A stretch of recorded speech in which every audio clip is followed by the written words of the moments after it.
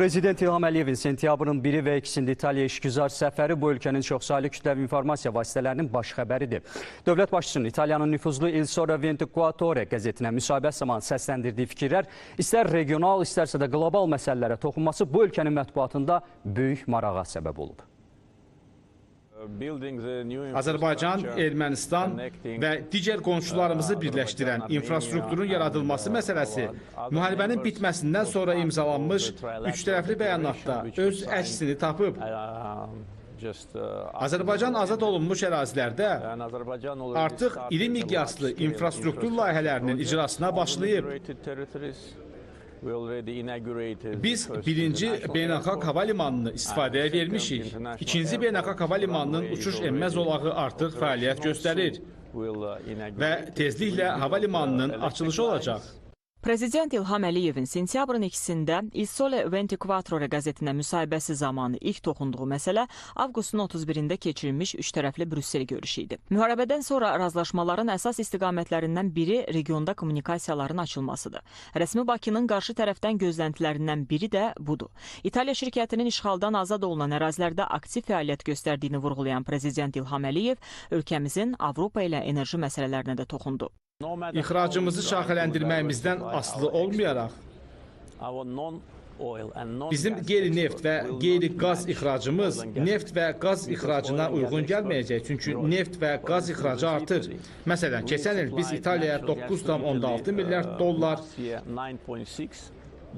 bu ilin 7 ayında isə 11 milyard dollar həcmində təbii qaz ixrac etmişik. Qazın qiyməti düşdü. Beləliklə, şaxələndirmə bizim üçün ümumi daxili məhsulda öz əksini tapan statistika deyil. O, xalqımız üçün iş yerləri təmin etmək və yaxşı həyat şəraiti yaratmaq deməkdir. Məsələn, bu ilin 6 ayındakı ümumi daxili məhsulumuza baxsanız, nə görəcəksiniz? Ümumi daxili məhsul 6,2.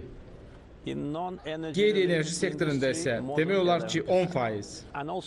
Qeyri-enerji ilə bağlı sənayədə isə 11%-dən çox artıb. Qeyri-enerji ixracı 25% artıb.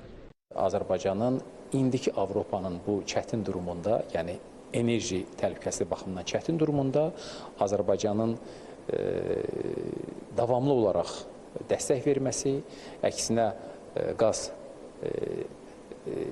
nəqliyyatının daha da çoxalması və bu baxımdan indiki şəraitdə Azərbaycanın xüsusi əhəmiyyətini vurğulamış oldu. Prezident İlham Əliyevə ünvanlanan suallardan biri də son zamanlar Azərbaycanla Avropa İttifaqı arasında enerji sahəsində artan əməkdaşlığın region dövlətlərində narahatlıq yaradıb-yaratmadığı barədədir. Böyük dövlətlərlə qonşu olan Azərbaycanın balansı qorunmasından heyrətlənən jurnalist enerji əməkdaşlığının artması fonunda rəsmi Bakının hər hansı bir təzyiqlə üzləşib-üzləşmədiyini soruşdu. Dövlət başçısının cavabı isə konkret idi. Xeyr, qətiyyən yox. Bunun səbəbi odur ki, bizim regiondakı münasibətlərimiz çox yaxşı balanslaşdırılmışdır.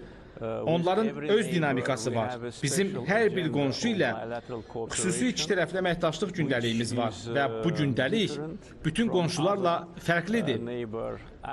Biz hər bir qonşumuzla ədalətli və səmimi davranırıq. Heç vaxt vədimizi pozmuruq. Əgər nə isə deyidiksə, qonşularımız əmin olurlar ki, biz onu edəcəyik. Bizim sözümüzün imzamız qədər qüvvəsi var. Ona görə də bu çətin vəziyyətdə biz nə Rusiyadan, nə də İrandan mövqeyimizlə bağlı hər hansı mesaj almamışıq. Bizim mövqeyimiz çox sadədir. Biz hər bir dövlətin ərazi bütövlüyünü daim dəstəkləyirik və bu fundamental mövqedir. Bəli, bu bizim öz problemimizə əsaslanırdı. Çünki bizim ərazi bütövlüyümüz pozulmuşdu və biz indi ərazi bütövlüyümüzü bərpa etdikdən sonra da bu mövqedəyik. Çünki ölkənin ərazi bütövlüyü zor tətbiq edilərək pozula bilməz. Bu, beynəlxalq hüququn pozulmasıdır. Bunları sadalayan zaman mən müdrikliyi ilk növbədə qeyd edərdim, cənab prezidentin müdrikliyini. Çünki beynəlxalq hüquq pozulur. Bütün dünyada ədalət belə deyələ bir mövhumdur ki, ədalətsizlik çox olur.